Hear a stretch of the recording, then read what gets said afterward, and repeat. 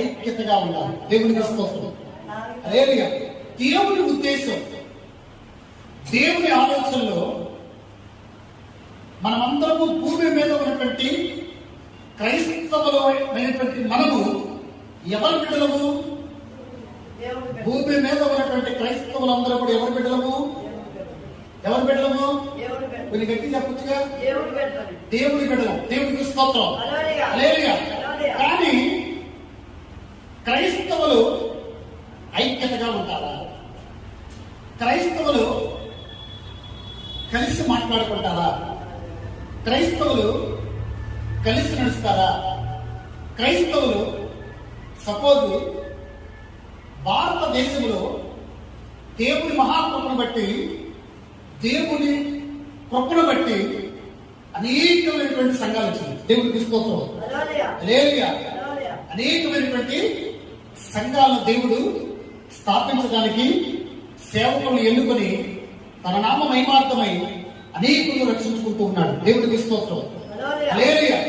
ఈ రక్షించుకుంటున్నటువంటి సమయంలో చాలా మంది మన సంఘానికి వచ్చే వాళ్ళు కొంతమంది ఉంటారు, వేరే సేవకుల దగ్గరికి వెళ్ళే వాళ్ళు కొంతమంది ఉంటారు, వేరే ప్రాంతానికి వెళ్ళే వాళ్ళు కొంతమంది ఉంటారు, ఇంకొక సేవకుల దగ్గరికి వెళ్ళే వాళ్ళు కొంతమంది ఉంటారు, ఒక్కొక్క సేవకుల దగ్గరికి వెళ్ళే వాళ్ళు కొంతమంది ఉంటారు. దేవునికి స్తోత్రం. హల్లెలూయా. కానీ వీళ్ళందరూ ఎవరు? వీళ్ళందరూ ఎవరు? దేవుని బిడ్డలు. దేవునికి స్తోత్రం. విచిత్రమైన సంగతి ఏంటంటే వీళ్ళందరికీ కాపరి దేవుడే, వీళ్ళందరినీ నడిపించే నాయకుడు దేవుడే, వీళ్ళందరి పక్షాన ఉన్నవాడు ఆయనే, వీళ్ళతో ఉన్నవాడు ఆయనే. కానీ సేవకులు ఒక సంఘం వాళ్ళు ఇంకొక సంఘం వాళ్ళతో మాట్లాడారు, ఒక సంఘం వాళ్ళు ఇంకొక సేవకులతో మాట్లాడారు, ఒక సంఘం వాళ్ళు ఇంకొక సేవకులకి ప్రయత్నాలు చెప్పారు, ఒక సంఘం వాళ్ళు ఇంకొక సేవకులు చూసి తప్పులు వెళ్ళిపోతూ ఉంటారు, ఒక సంఘం వాళ్ళు ఇంకొక సంఘం వాళ్ళు కలిస్తే ప్రయత్నాలు కూడా చెప్తారు. దేవుని తీసుకోవచ్చు. హల్లెలూయా. ఇది వాస్తవమా కాదు? ఇది వాస్తవమా కాదు? హల్లెలూయా. కానీ మనమందరము దేవుని బిడ్డలమైనటువంటి మనమందరము దేవుని బిడ్డలమైనటువంటి దేవుడు కోరుకునేది ఏంటి తెలుసా? మనమందరము ఒకటే, కానీ సంఘాలు వేరు, డినామినేషన్లు వేరు, సేవకులు వేరు. కానీ మనమందరం ఎవరు? దేవుని బిడ్డలము, దేవుని ప్రజలము, దేవుని యొక్క రక్తంలో కడగబడినటువంటి బిడ్డలము. ఈ రోజున మీలో తగ్గింపు లేనప్పుడు ఇంకొక సేవకులు చూసి ప్రైజ్ దళాలని చెప్పినప్పుడు, ఇంకొక సేవకులు చూసి వందనాలని చెప్పినప్పుడు దేవునికి నువ్వు వందనాలు చెప్పగలవా? దేవునికి స్తోత్రం. హల్లెలూయా.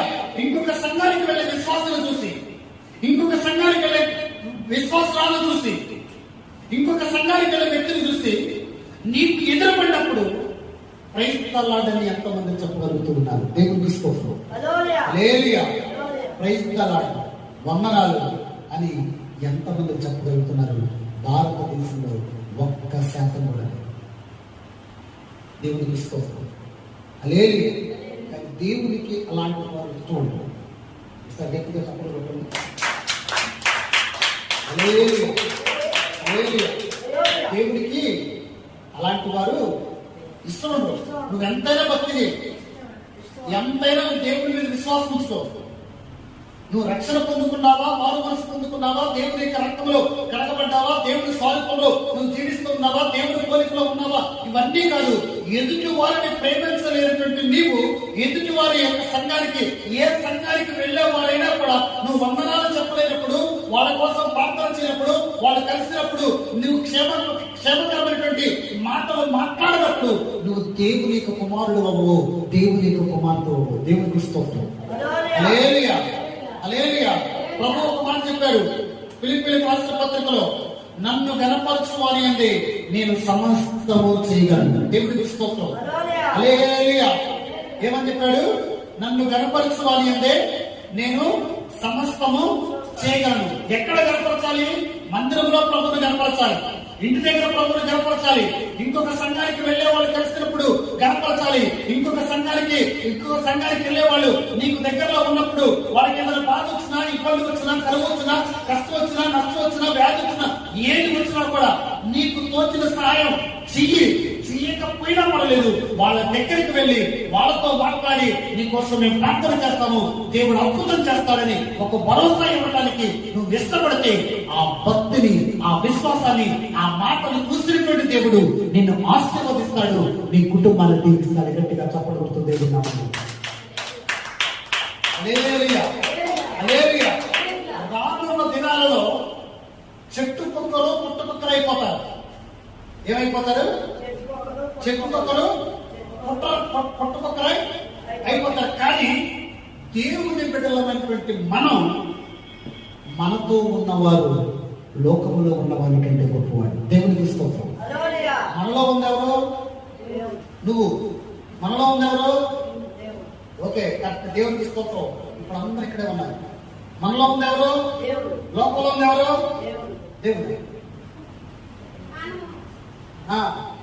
నువ్వు దేవునికి స్తోత్రం. హల్లెలూయా. మనలో ఉంది యేసుక్రీస్తు ప్రభువారు, లోకంలో ఉంది సాతాను. హల్లెలూయా, హల్లెలూయా. మనం ఎక్కడ ఉన్నా కూడా,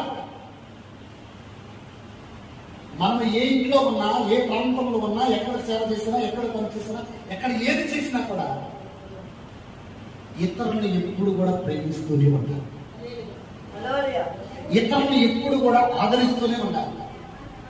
ఇతరులను ఎప్పుడు కూడా గౌరవిస్తూనే ఉండాలి. సపోజ్ నేను కనపడ్డా మీకు, నాకు ఏ విధంగా అయితే ప్రైజ్ లార్డ్ పాస్టర్ గారు, వందనాలు పాస్టర్ గారు చెప్తారు, ఇంకొక సేవకులు కనపడినప్పుడు కూడా వందనాలు చెప్పాలి, ప్రైజ్ లార్డ్ చెప్పాలి. దేవుని తీసుకోవచ్చు. హల్లెలూయా, హల్లెలూయా. ఏమంటారు తెలుసా? వందనాలు చెప్పాలి, ప్రైజ్ లార్డ్.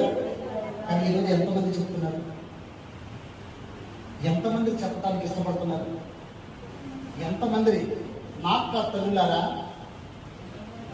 హల్లెలూయా, హల్లెలూయా. నాకు చెప్తారు, బాగానే చెప్తారు, నీకు అనుకున్న వందనాలు మాస్టర్ అంటారు.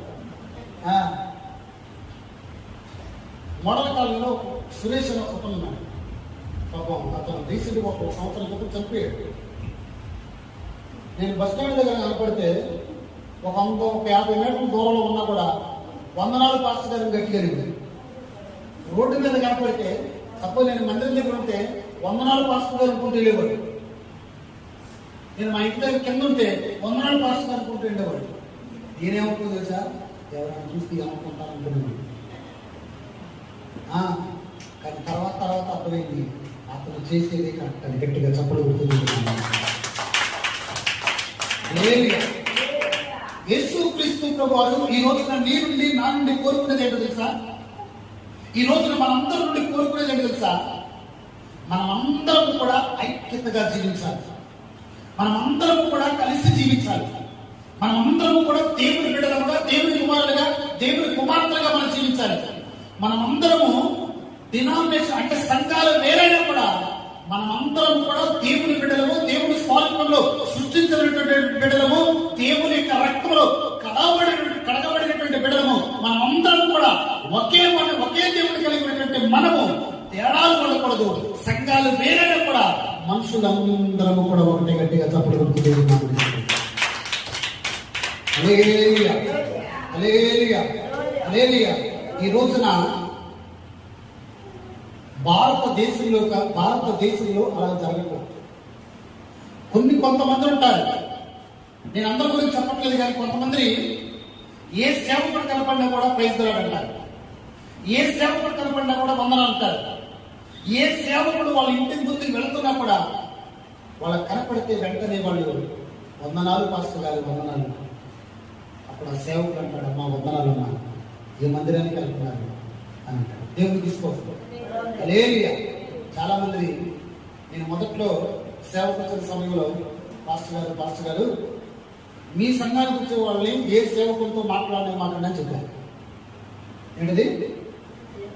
మీ సంఘానికి, మీ దగ్గరకు వచ్చే వాళ్ళని ఏ సేవకులతో మాట్లాడవద్దా అని. అయితే నేనేమన్నాను తెలుసా? ఎందుకు అలా మాట్లాడకూడదు, అలా కరెక్ట్ కాదు కదా అని. అప్పుడు ఏమన్నాను తెలుసా? లేదు పాస్టర్ గారు, వాళ్ళు లాక్కుంటారు, వాళ్ళు తీసుకెళ్ళిపోతారు, వాళ్ళు ఏదో చెప్తారు, వాళ్ళు ఇది చేస్తారు, అది చేస్తారు. అయితే ఏంటి? దేవుడికి స్తోత్రం. హల్లెలూయా. దేవుడు నాకు అప్పచెప్పినటువంటి మనుషులు గాని, ప్రజలు గాని, సంఘం గాని దేవుడు నా దగ్గర ఉంచుతాడు. వాళ్ళు ఎంత ప్రయత్నం చేసినా కూడా ఎవరు ఒక ఇంచె కూడా కదలేదు. దేవుడికి స్తోత్రం. ఒకవేళ దేవుని ఆలోచనలో నువ్వు ఇక్కడ కాదు, నువ్వు అక్కడ ఉండాలి, ఆ సేవకుడి కింద ఉండాలి, ఆ సేవకుని మందిరంలో నువ్వు పరిచయం చేయాలి, ఆ సేవకుని మందిరంలో నువ్వు ప్రార్థన చేయాలి, ఆ సేవకుని దగ్గర నువ్వు పెరగాలి, ఆత్మీయంగా పెరగాలని దేవుడు ఆలోచిస్తే ఖచ్చితంగా నా దగ్గర ఉన్నటువంటి నీవు ఆ సేవకుని దగ్గరికి దేవుడే తీసుకెళ్తాడు. అక్కడ తన పని కోసం నిన్ను నిలబెడతాడు. గట్టిగా చప్పట్లు కొడుతూ దేవుడు. ఈ రోజున సంఘాలు వేరైనా, సేవకులు వేరైనా, మనం అందరం కూడా ఏంటిది విచిత్రమైన సంగతి చెప్పనా? సపోజ్ నేను రోడ్డు మీద వెళ్తున్నాను అనుకోండి, వేరే సంఘానికి వెళ్ళేవాడు కొంతమంది ఉంటారు, ప్రైజ్దలాడు పాస్టర్ గారు, వందనాలు పాస్టర్ గారు. కొంతమంది ప్రైజ్దలాడు చెప్పడం, వందనాలు చెప్పడం.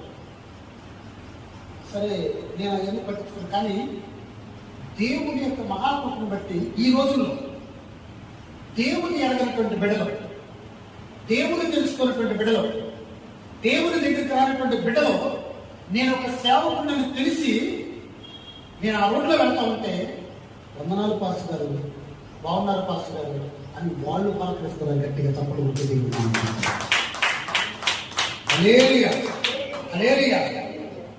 ఒక్క చోట నీకు మహిమ రాకపోవచ్చు, ఒక చోట నీకు ఘనత రాకపోవచ్చు, ఒక చోట నీవు తగ్గించబడి ఉండొచ్చు, ఒక చోట నీవు ఇలా ఉండొచ్చు. కానీ దేవుని యొక్క స్వరూపంలో ఉన్నటువంటి నీవు ఖచ్చితంగా ప్రతి సేవకుని గౌరవించాలి, ప్రతి సేవకునికి వందనాలు చెప్పాలి. గట్టిగా చెప్పడం